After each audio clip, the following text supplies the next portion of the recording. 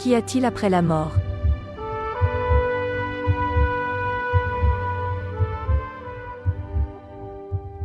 C'est une question fondamentale, mais que nous n'osons pas nous poser par peur de la réponse. Qu'y a-t-il après la mort? Qu'est-ce que je deviens après que mon cœur ait cessé de battre? Cette question de la vie après devrait nous poursuivre toute notre vie présente, tellement elle est importante. Et pourtant, le sujet de la mort est tabou en France. On y pense seulement quand on assiste à des funérailles. Mais le reste du temps, on vit comme si on n'allait jamais mourir. Pourtant, si jamais il y avait quelque chose après la mort, vous ne voudriez pas savoir ce que c'est? Le mathématicien et philosophe Blaise Pascal avait présenté la foi en Dieu comme une sorte de pari. Il disait, si tu crois en Dieu, mais que Dieu n'existe pas et qu'il n'y a rien après la mort, tu n'as pas perdu grand-chose. Mais si tu ne crois pas en Dieu et qu'il existe vraiment, alors tu risques d'être condamné au jour du jugement dernier. Il vaut donc mieux être croyant, on a beaucoup moins à perdre. Ce petit raisonnement ne va pas transformer un athée en chrétien, évidemment, mais il dit quelque chose d'intéressant. On ne sait pas ce qu'il y a après la mort, on n'en est pas sûr, on constate que la personne ne revient plus. Mais il y a quand même de nombreux cas de mort imminente, c'est-à-dire lorsqu'une personne en état d'arrêt cardiaque et parfois même d'arrêt cérébral s'est élevée au-dessus de son corps et a vu les médecins qui essayaient de la réanimer. Il y a peut-être autre chose que notre corps, ce que la Bible appelle l'âme ou l'esprit, et qui continue de vivre même après que notre corps soit réduit à la poussière. C'est d'ailleurs ce que dit la Bible. La poussière retourne à la terre, comme elle y était. Et l'esprit retourne à Dieu, qui l'a donné. Même si tu es le plus athée et matérialiste de la terre, tu ne peux pas être certain à 100% qu'il n'y a rien après la mort. Et s'il y a un juge et un jugement qui va prendre en compte toutes tes actions et toutes tes paroles, alors tu es en danger. La Bible est claire sur ce point. Dieu amènera toute œuvre en jugement, au sujet de tout ce qui est caché, soit bien, soit mal. Ce jour-là, il n'y aura pas d'excuses, pas de faux-semblants, pas de justification, parce que nous avons tous violé la loi de Dieu. Nous sommes tous coupables d'actes répréhensibles. C'est donc un risque insensé que de rejeter du revers de la main la question de la mort et du jugement. Tu ferais bien de t'en occuper, car la mort peut survenir à tout moment. Prépare-toi à la rencontre de ton Dieu, dit la Bible.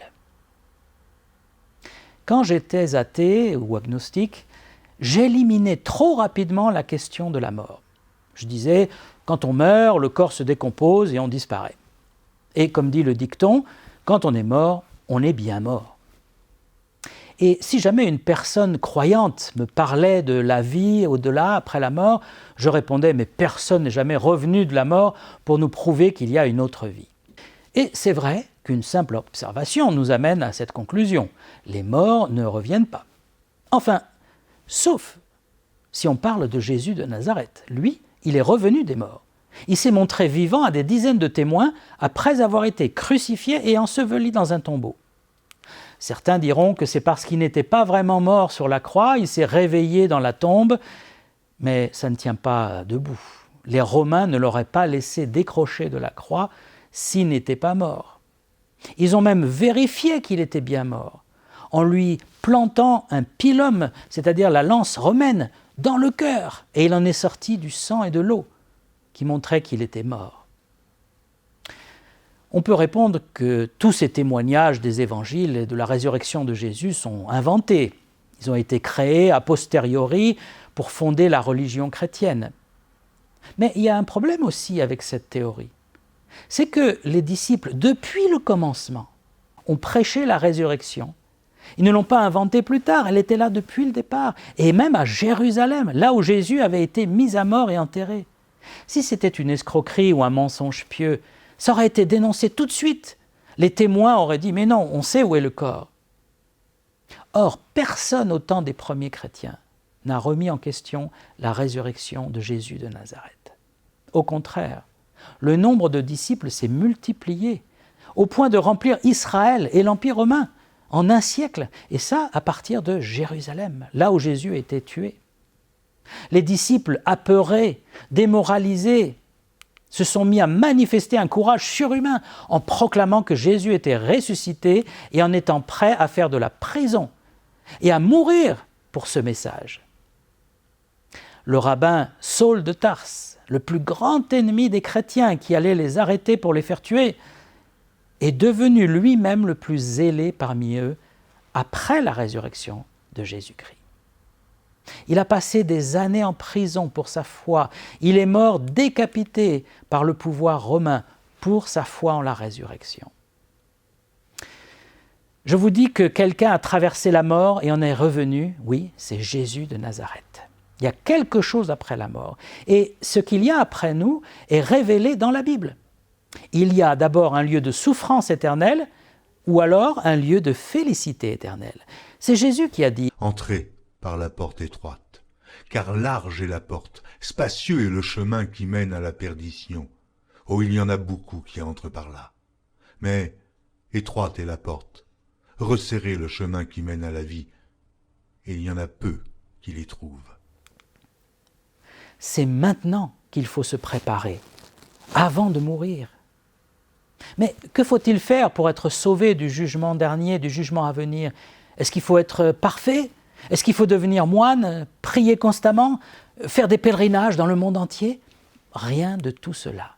La Bible dit « Quiconque invoquera le nom du Seigneur sera sauvé ».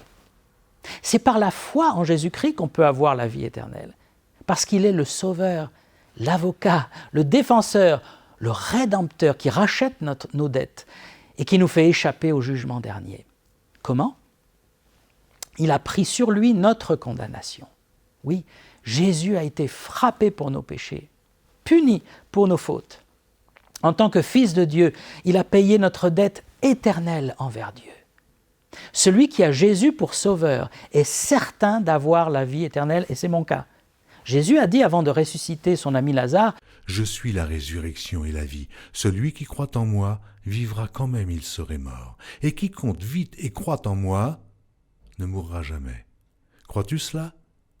Voilà la question qui nous est posée. Et la Bible dit « Celui qui a le Fils a la vie, mais celui qui n'a pas le Fils de Dieu n'a pas la vie éternelle. »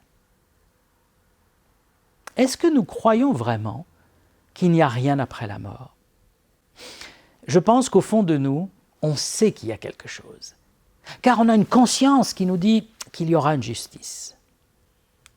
S'il n'y a rien après, alors ce qu'on fait dans cette vie n'a aucune importance.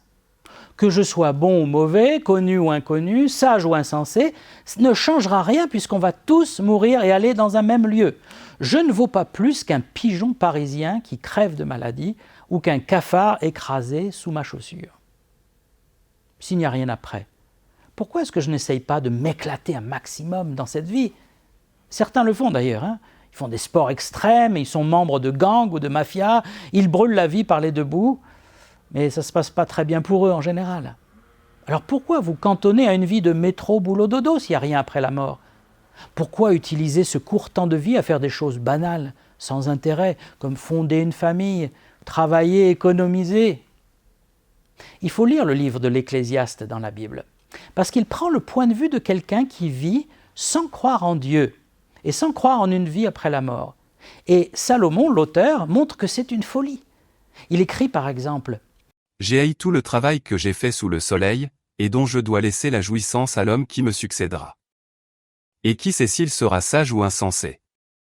Cependant il sera maître de tout mon travail, de tout le fruit de ma sagesse sous le soleil. C'est encore là, une vanité. » Eh oui, tu économises, tu bâtis quelque chose et puis tu meurs. Et tout ce que tu as mis des années à bâtir disparaît. De toute façon, tu n'es même plus là pour voir ce que ça va devenir. En fait, personne ne vit vraiment comme si la mort était la fin de tout. Nous avons tous une conscience qui nous freine de faire des choses mauvaises. Bien sûr, il y a quelques exceptions, des gens dangereux qui n'ont plus de conscience. Mais la plupart d'entre nous, nous essayons de faire du bien, d'être un peu altruiste, de s'occuper de notre famille, de bien faire notre travail. Et pourquoi tout ça? parce qu'on croit en un jugement après la mort, en une vie au-delà, qui tiendra compte de toutes nos actions. Chers amis qui écoutez ce message, ne soyez pas insensés comme je l'ai été. Ne fuyez pas la réalité de la mort. Ne vivez pas dans l'illusion qu'il n'y a pas de jugement, pas de juge et pas de vie après la mort. Oui, je peux vous dire maintenant, il y a la vie éternelle avec Dieu et il y a la mort éternelle sans Dieu. Daniel, le prophète, a écrit « Les uns ressusciteront pour la vie éternelle, mais les autres pour la honte éternelle. » Job, le patriarche de la Bible, qui souffrait d'une horrible maladie et qui se voyait mourir, a déclaré « Mais je sais que mon Rédempteur est vivant, et qu'il se lèvera le dernier sur la terre. Quand ma peau sera détruite, il se lèvera. Quand je n'aurai plus de chair, je verrai Dieu. Je le verrai, et il me sera favorable. Mes yeux le verront, et non ceux d'un autre. Mon âme languit d'attente au-dedans de moi. » Avez-vous cette assurance? Avez-vous cette paix face à la mort? Savez-vous où vous irez après la mort? Il ne tient qu'à vous d'invoquer le Seigneur Jésus-Christ et de lui demander le salut et la vie éternelle qui vous seront donnés gratuitement parce que Dieu est un Dieu de grâce. Vous pouvez regarder d'autres vidéos sur ce site qui vous posent questions et qui peut-être répondront à certaines de vos questions. En tout cas, je vous encourage à lire la Bible, l'Ancien et le Nouveau Testament, à connaître Jésus à travers les évangiles, parce que là, vous trouverez les réponses aux questions les plus difficiles de l'existence humaine.